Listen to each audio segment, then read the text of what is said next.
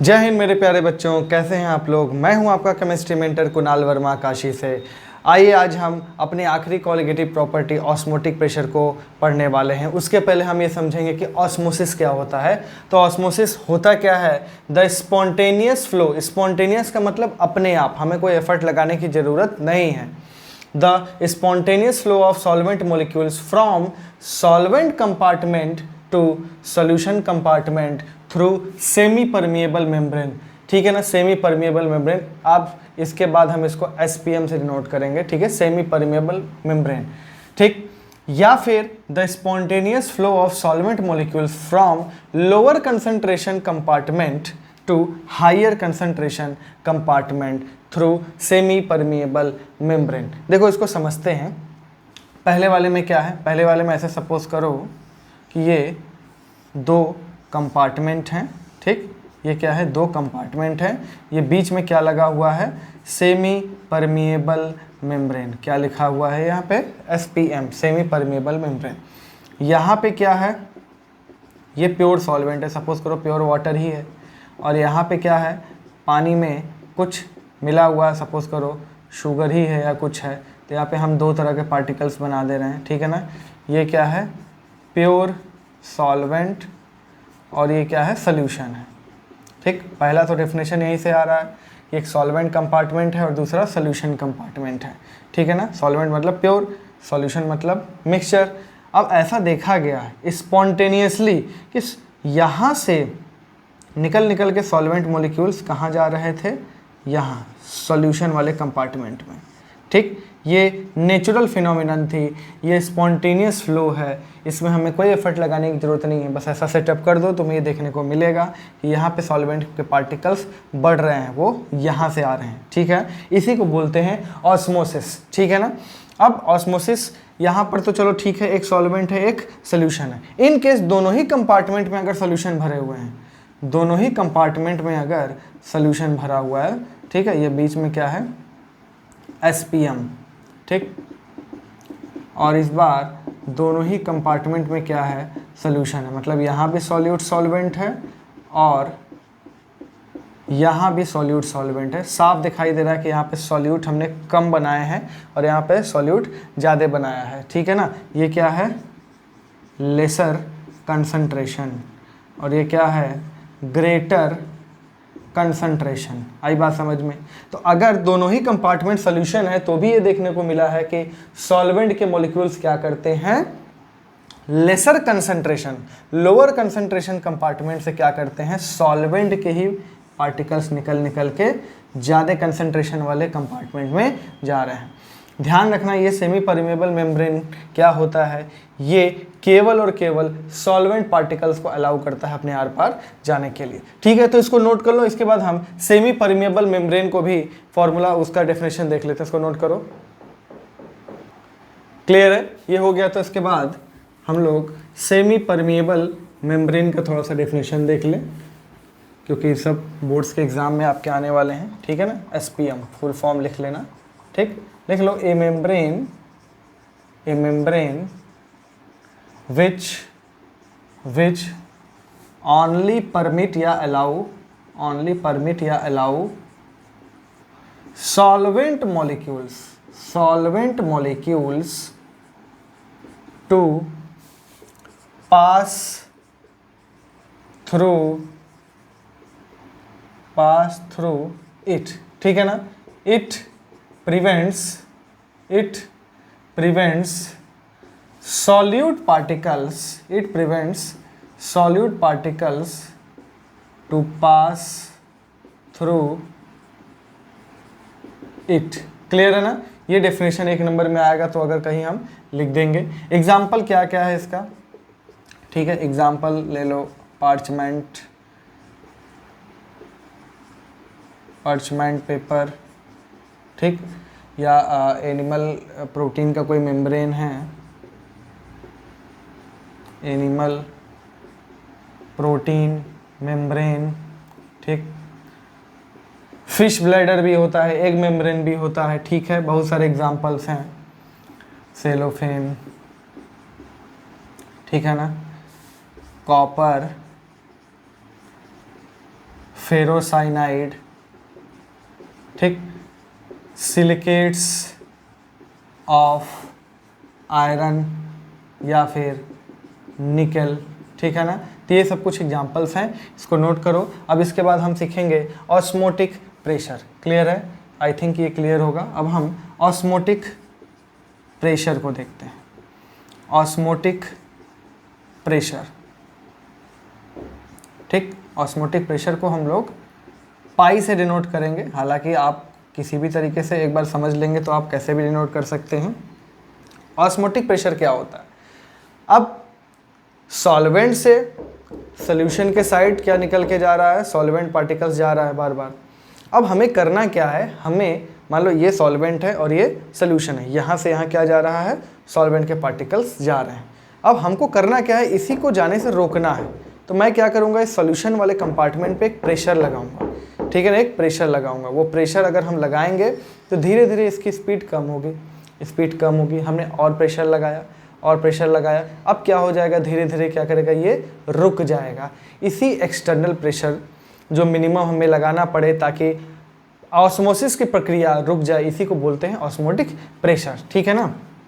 ऐसे समझ लो, ठीक है। जैसे कि मान लो ये कंपार्टमेंट है, ठीक,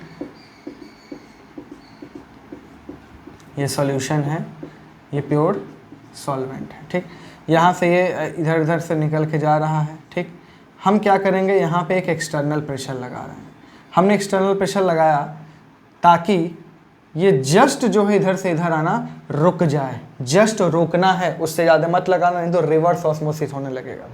ये कभी भी मत सोचना कि रिवर्स ऑस्मोसिस का मतलब कि कहीं ऐसा तो नहीं है कि सॉल्यूट के पार्टिकल्स, किसी भी दशा में ये सॉल्यूट के पार्टिकल को अपने आर पार आने जाने नहीं देगा। इस बात को नोट कर लो, ठीक है ना। तो एक्सटर्नल प्रेशर मिनिमम हम कितना लगाएं ताकि ये रुक जाए, जस्ट इधर से उधर जाना, नेट मोशन कुछ ना हो, नेट फ्लो कुछ ना हो, ठीक है ना। उसी को क्या बोलते हैं? Osmotic pressure. तो the minimum external pressure, the minimum external pressure which must be applied on the solution so as to just stop the phenomenon of osmosis, ठीक है ना, ऑस्मोसिस। आई बात समझ में? तो ये होता है ऑस्मोटिक प्रेशर। जस्ट हमें क्या करना है? रोकना है। अभी जो ऑस्मोटिक प्रेशर है, देखो ऑस्मोटिक प्रेशर जो है ये पाई, ये जो है पाई, ये डायरेक्टली प्रोपोर्शनल होता है किसके? कंसंट्रेशन, इस सॉल्यूशन के कंसंट्रेशन यही मोलारिटी का ही प्रयोग करेंगे हम, ठीक है ना। और पाई जो होता है वो डायरेक्टली प्रोपोर्शनल होता है टेम्परेचर के भी। तो इसको कंबाइन अगर हम करेंगे तो pi directly proportional to C T, और यहाँ पे प्रोपोर्शनलिटी साइन हटाएंगे तो पाई हो जाएगा S इंटू सी इंटू टी। ये ओरिजिनल फार्मूला है। S क्या है? Solution constant. S क्या है? सॉल्यूशन कांस्टेंट, ठीक। चलो इसको हम कुछ और तरीके से बताते हैं। ये C क्या है? भाई C मोलारिटी तो है, नंबर ऑफ मोल अपॉन में वॉल्यूम। C क्या है? मोलारिटी है, ठीक है ना। कहीं कहीं कैपिटल M भी लिखा रहता है, तो आप समझ जाइए। टर्म को अगर समझ जाएंगे कि है क्या, तो किसी भी तरीके से आप इसको डिनोट करें, कोई दिक्कत नहीं है। अब हम क्या करते हैं? हम पाई को डिनोट कर रहे हैं P से और S को डिनोट कर रहे हैं R से। कोई दिक्कत नहीं है, ठीक। तो अब हम P बराबर R, ठीक, और C के जगह पे नंबर ऑफ मोल अपॉन में वॉल्यूम और ये T। अब ये P इधर ले जाओ, यानी कि ये बन गया PV बराबर nRT, ठीक। ये फॉर्मूला आप पहले से पढ़े हैं तो आपको याद करने में कोई परेशानी नहीं होने वाली है। बस ध्यान रखना यहाँ पे ये जो प्रेशर है ये ऑस्मोटिक प्रेशर है किसी, ठीक है ना, ऑस्मोटिक प्रेशर है। ये वॉल्यूम ऑफ द सोल्यूशन, ये क्या है? सॉल्यूट का नंबर ऑफ मोल। आर क्या है? गैस कांस्टेंट नहीं है, सॉल्यूशन कांस्टेंट है, ध्यान रखना, ठीक है ना, ठीक है ना। आर क्या है? सॉल्यूशन कांस्टेंट, ठीक। इसका वैल्यू हालांकि वही होता है, R बराबर S बराबर 0.0821। ध्यान रखना ये हम तब रखेंगे जब हम P को ATM में निकालना चाहते हैं, ठीक है ना। या 0.083 रख देंगे जब हम प्रेशर को बार में निकालना चाहते हैं। आ रही बात समझ में? और ये भी समझना कि ATM mmHg से ATM में कैसे जाते हैं, तो ध्यान रखना कभी भी अगर mmHg दिया होगा और ATM में जाना है तो उसको 760 से डिवाइड कर देंगे। क्लियर है? हालांकि इसको नोट करो। अब हम इस पर क्या करेंगे, कुछ न्यूमेरिकल्स देखेंगे, इसको नोट करो। आइए दोस्तों कुछ हम क्वेश्चन देखते हैं ऑस्मोटिक प्रेशर पे। तो ये 3 सवाल हैं आपके लिए, ठीक? आप इसको करेंगे, फिर उसके बाद अदर क्वेश्चंस की भी प्रैक्टिस करेंगे अपने बुक से। तो पहले का सोल्यूशन देखते हैं। 5 ग्राम नॉन वोलेटाइल सॉल्यूट है जिसका मोलर मास 124 है, पानी में घोला जा रहा है 27 डिग्री सेल्सियस पे, ताकि 250 सेंटीमीटर क्यूब यानी कि 200 ml सोल्यूशन बने। इसका ऑस्मोटिक प्रेशर पूछा है, तो पाई बराबर क्या हो जाएगा, S इंटू सी इंटू टी, यानी कि पाई बराबर 0.0821। कंसंट्रेशन यहाँ पे मोलारिटी है, मास अपॉन में मोलर मास, नीचे वॉल्यूम ऑफ द सोल्यूशन कितना दिया हुआ है 250 ml है, इंटू 1000 और इंटू यहाँ पे क्या करेंगे 300 से मल्टीप्लाई करेंगे क्योंकि टेम्परेचर 27 डिग्री सेल्सियस है, यानी कि 273 ऐड करेंगे। तो इसको जब सॉल्व करेंगे तो ये करीब करीब 4 ATM के पास आएगा। इससे हल्का सा कम आएगा, तो हमने अप्रॉक्स वैल्यू 4 ले ली है, ठीक है? इसको नोट कर लीजिए। फिर हम सेकेंड क्वेश्चन में चलते हैं, ठीक है? कैलकुलेशन आपको करना है, मैं केवल समझाऊंगा, ठीक? तो फर्स्ट हो गया। सेकेंड में 27 डिग्री सेल्सियस पे 100 ml सोल्यूशन बनाया गया जिसमें 3 ग्राम सॉल्यूट है, उसका मोलर मास पता करना है अगर ऑस्मोटिक प्रेशर 3 दिया हुआ है।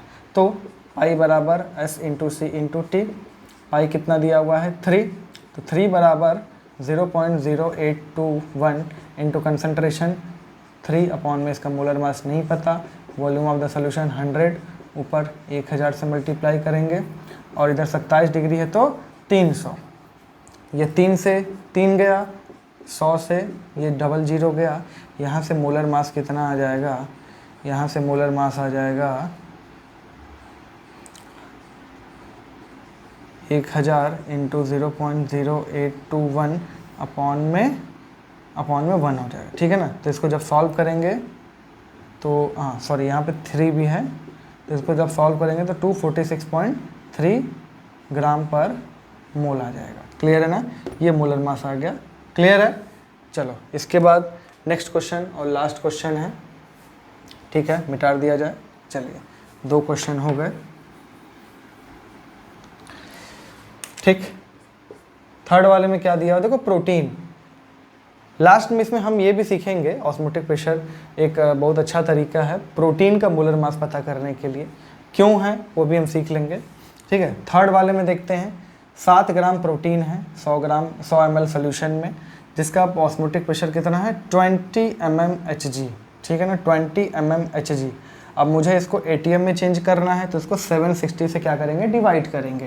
क्लियर है ना? और 37 डिग्री सेल्सियस यानी कि 310 केल्विन ऑस्मोटिक प्रेशर, ठीक है? क्या होता है, पाई बराबर S इंटू सी इंटू टी, ठीक? ऑस्मोटिक प्रेशर 20 अपॉन में 760, अब ये ATM में आ गया। क्लियर?